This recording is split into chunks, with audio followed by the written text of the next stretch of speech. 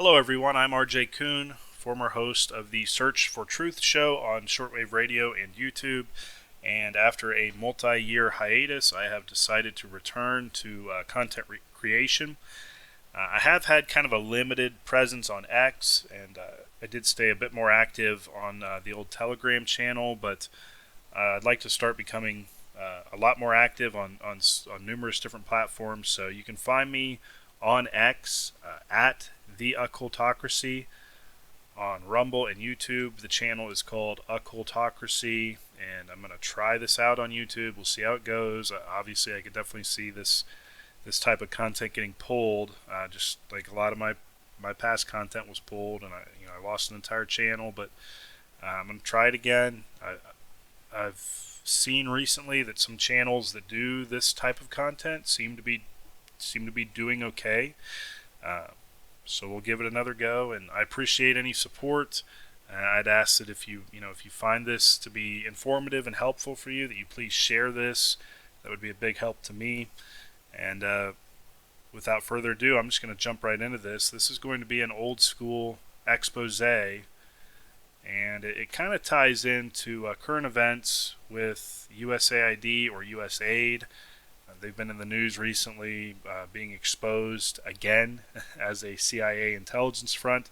That came out with some of the recent Doge activity. I understand that's kind of been known for a while. If you were paying attention back in 2014 with the WikiLeaks documents, you would have known that what USAID really is.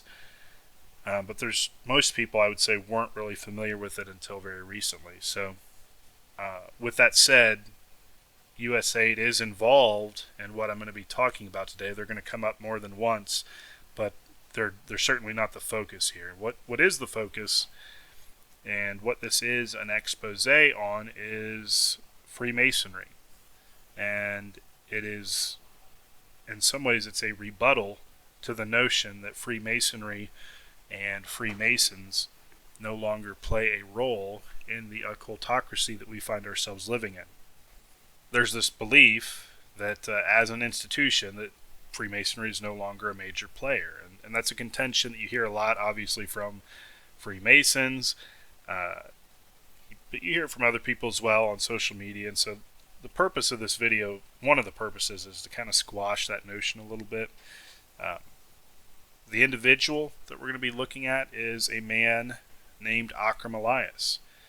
And Mr. Akram Elias is a past Grand Master of the Grand Lodge in Washington, D.C. That is where the House of the Temple is located. That's the headquarters of the Scottish Rite of Freemasonry in America, the Southern Jurisdiction. That's the image that's here. It's been on the screen thus far. You can see the Egyptian-style sphinxes standing guard out front. There's all kinds. It's kind of like a Greco-Egyptian style architecture. It's a massive building right down the street from the White House, and that is the House of the Temple, in case you didn't know. So, as I said, Akram Elias, the past Grand Master, so he's not your typical Master Mason. He is a 33rd degree Freemason in the ancient and accepted Scottish Rite. And a lot of people think, or maybe they've been told, that like the 33rd degree is the pinnacle of the Scottish Rite of Masonry, that it's the pinnacle of Freemasonry in general, and that's actually incorrect. There is another level above the 33rd degree, and the 33rd degree, it is exclusive. It's not easy to obtain that by any means, but there is a more exclusive group that is called the 33rd degree Grand Cross of Honor, and according to my research, there has been less than 400 Freemasons ever inducted to that level. And researching this is where I came across the name Akram Elias. And again, I'd read about him previously with, I mentioned WikiLeaks, but he popped up again as I'm researching this Grand Cross title.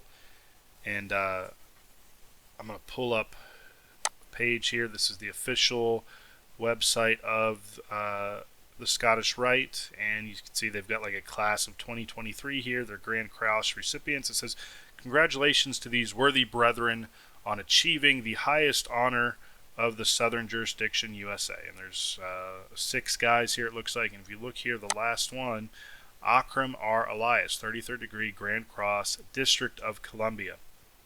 So I mentioned Akram Elias. He is a past Grand Master of the District of Columbia, and as a Grand Master, that's a Mason who basically oversees an entire Masonic jurisdiction. And again, Washington, D.C. is the preeminent jurisdiction in the Scottish Rite. That is where their headquarters are located. And so you can see that this man at one time was very near, or at the very top of the Masonic food chain in the United States. There's some information out there. He's got a presence on YouTube, in some videos where he's talking about Freemasonry. You can see I think he did a little bit of research and found that he appeared in some History Channel documentaries, I believe. I believe he also even funded or made his own documentary. So that information is available if you want to do your own research to dig into this guy a little more. A last point I wanted to make on Freemasonry is something I thought was kind of funny. Is during my research I found that Akram Elias held a press conference at the National Press Club in D.C. with a man named James Wasserman. And we'll get into James Wasserman in just a minute. But the purpose of this press conference was to explain to the public that Freemasonry is not a group of satanic devil worshippers. So here's a picture of Akram Elias at this press conference, and then over here, he's not in focus, but this is James Wasserman over here to the right. And the reason I found this funny is that James Wasserman, this is the same James Wasserman who, while he was alive, was one of the most prominent members and leaders of the Ordo Templi Orientis, or the OTO, which is that is the occult neo-Gnostic sex magic secret society that was made famous by Aleister Crowley. So you'll see here's another picture of James Wasserman participating in what looks like maybe a Gnostic mass, some sort of OTO ritual here. Looks like this was some time ago, but this is the guy who Akram Elias saw fit to represent Freemasonry as a non-satanic organization. I just thought it was funny. There is an article on Roll Call. I think it's Roll Call from September 15th, 2009. You go down to the bottom few paragraphs. It's got some information there about this press conference. Akram Elias and colleague James Wasserman talked about Masonic influences around Washington, including the mural, The Apotheosis of Washington, inside the Capitol Dome, created by Freemason Constantino Brumidi to honor President George Washington, who was also a Freemason. The duo also worked to dismiss false claims about the Freemasons, including notions that members worship the devil. Very interesting. I wanted to do a quick aside here on the Apotheosis of Washington. I've got a pretty high quality. This is the fresco that is painted on the inside of the Capitol Dome, and it's called the Apotheosis of Washington. And this isn't the entire thing, but I wanted to focus in on Washington. You can see that he's sitting in the Baphomet pose. He's got one hand pointing up, the other pointing down. The Hermetic as above, so below. Kind of interesting symbolism throughout. He's seated amongst these other gods and goddesses. You can see this one here is holding a fasci. That is where we get, that's a root word of fascism. That's this bundle of sticks here with the axe head on top. And some other interesting symbolism here. We've got whoever this goddess or woman is supposed to be. I don't know if it's like Lady Liberty or Athena maybe, but she's standing victorious over this mob. And if you have a keen eye for this sort of thing, you'll see that she is wearing the colors of the magnum opus, the alchemical magnum opus, or great work. That would be black, white, yellow, and red. She's wearing those colors for a very specific reason. That's those colors represent, as I said, the Hermetic great work, which is the spiritual transmutation of the enlightened, initiate, and adept, and you can see this is purposeful symbolism here. So, and an interesting choice, to say the least, for our nation's capital. And the whole idea of the the word apotheosis comes from the Greek word apotheon, which is basically means to make God. So you're putting George Washington here, you're deifying him, and putting him at a level that no human being should be placed at in a so-called Christian country. So now that we've looked at Mr. Akram Elias's Masonic significance, we're going to look now at his professional resume, and I'm going to pull up a website here. And this is the website for Capital Communications Group Incorporated. They are an international consulting firm, a PR firm. It's one of the largest international public relations firms in the world, and it is run by Akram Elias. And here's a little header here: Cultural Intelligence in a Global Economy. So we'll take a look at what they do. Public diplomacy. We're going to go to this page here. CCG organizes briefings, workshops, and seminars on the structure of U.S. government, the American political system, and the decision-making process, with special emphasis on foreign, defense, and trade policies. These custom-designed services are offered to foreign executives and government officials interested in developing a greater understanding of the overall process of formulating government policy in the United States. They've also got this, what they call Fed tours. Interesting here. Unveiling the symbolism of Washington, D.C. Have you ever asked yourself any of these questions, such as, why is the official monument of President George Washington in the shape of an Egyptian obelisk? Yeah, why indeed? So this is where Mr. Elias's Masonic occult knowledge helps him. Professionally, he can explain to these foreign dignitaries all the occult symbolism of our nation's capital when they come over here to visit. So, interesting there. We're going to look now, though, at their clientele sheet, and I don't know if this is an exhaustive list, but you're going to see here let's take a look at their U.S. government clients. The Export and Import Bank, the Judicial Center, OPIC, U.S. Agency for International Development, USAID or USAID. As I said, they're gonna show up here more than once. Department of Ag, Department of Commerce, DOD, DHS, Department of Justice, Department of Labor, Department of State, Department of the Treasury, the DEA, the EPA, the FDA, Trade and Development Agency, the White House. So basically every federal government agency that you can think of, they're on this list. So he's worked with all of them. Very interesting. List of countries that they've worked with: Canada, Germany, Lebanon, Qatar, Russia, Saudi Arabia, Turkey, UAE. I certainly didn't name all of them there, but and then these businesses: CNN, C-SPAN, CACI.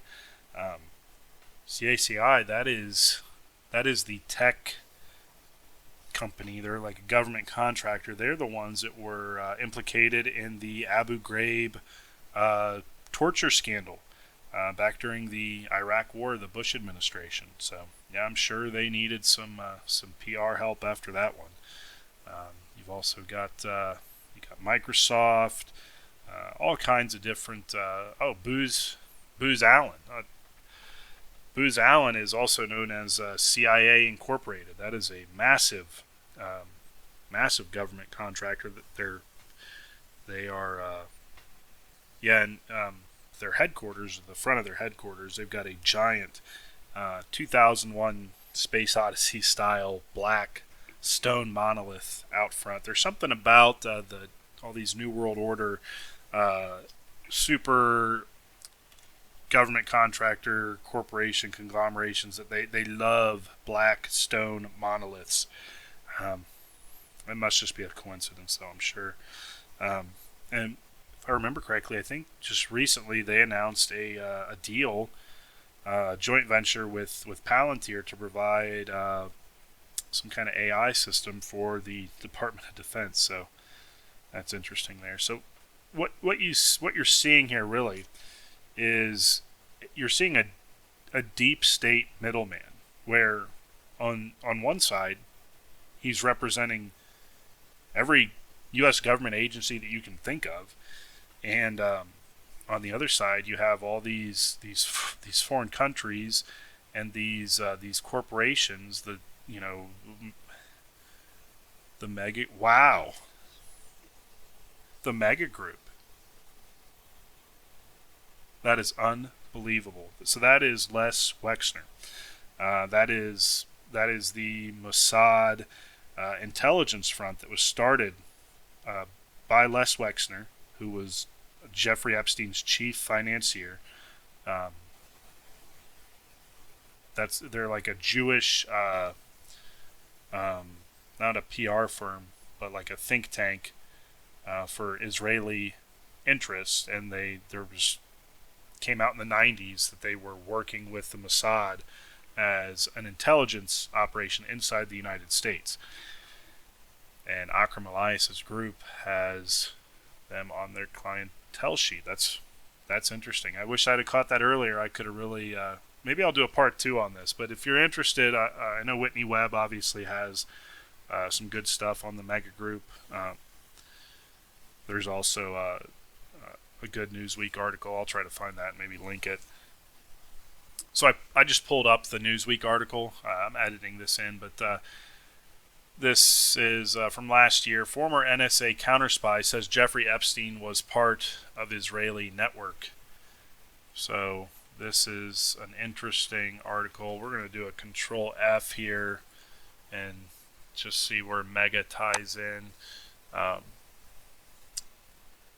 So talks about this Washington Post story that exposed the goings-ons inside Israeli intelligence.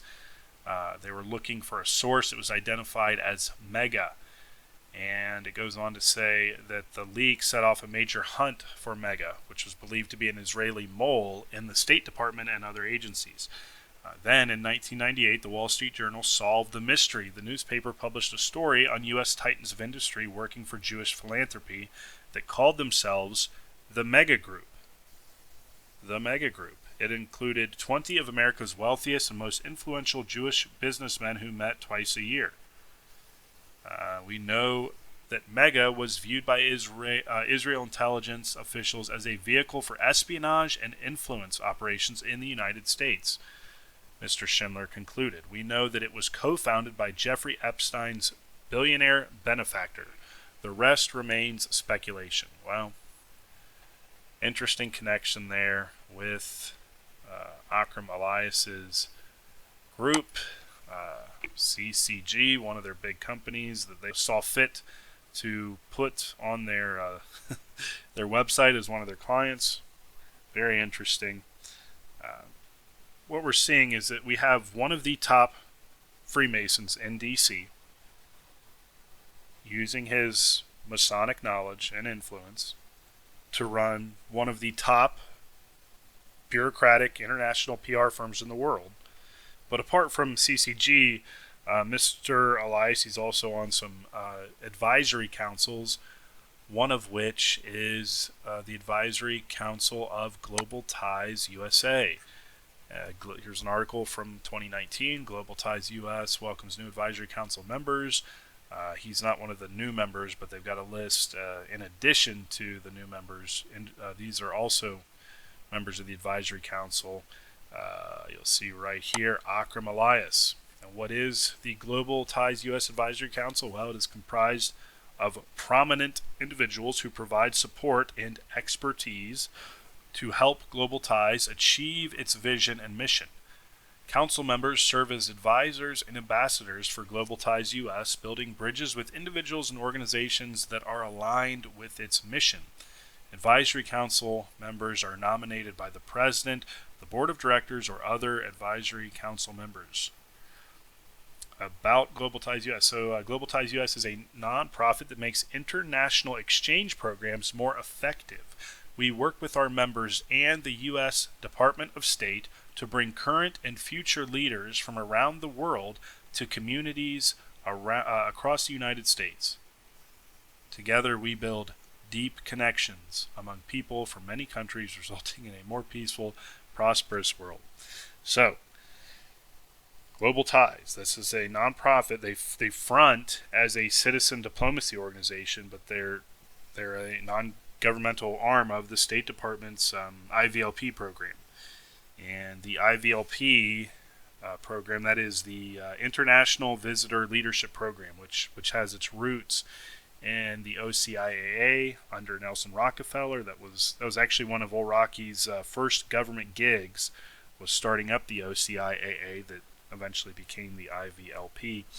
And if you look into the IVLP, it's pretty fascinating. I don't see a lot of people talk about it, so I'll probably end up doing a deep dive on that as well. But if you take a look at the alumni of the IVLP, it is a who's who of world leaders. Just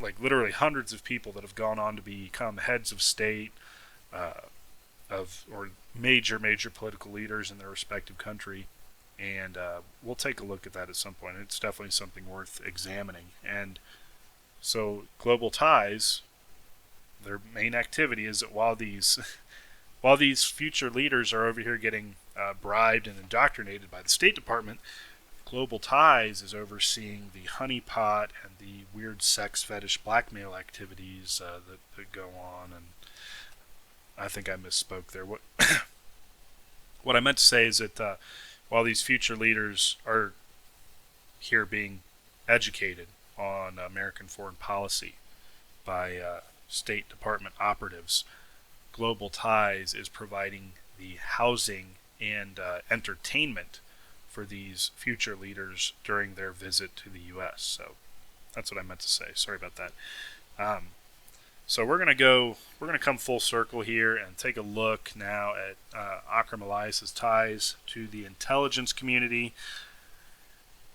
I guess this is apart from his many professional ties to the, or separate from his many professional ties to the intelligence community that we just looked at and discussed earlier in the video. But I think I spoke earlier, I don't know if I brought it up, that he was, worked as a contractor for the State Department throughout the 80s and 90s.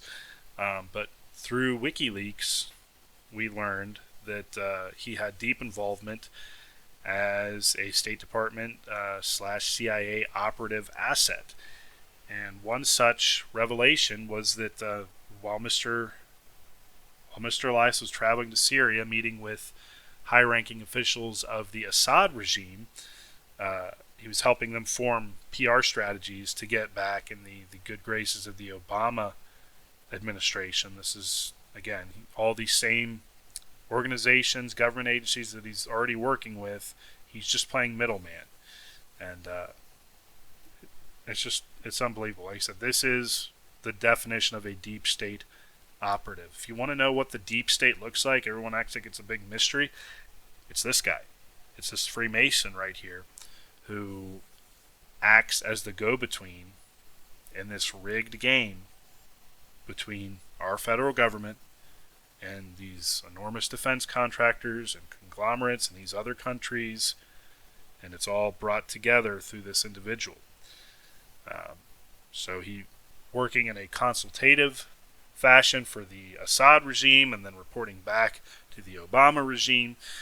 We've got another documented episode, and this is where he was named as an asset. And this is during the Cuban Twitter fiasco that occurred in 2010, where there was this plot to get what's described as a Cuban Twitter set up inside of Cuba that was actually a CIA snooping network.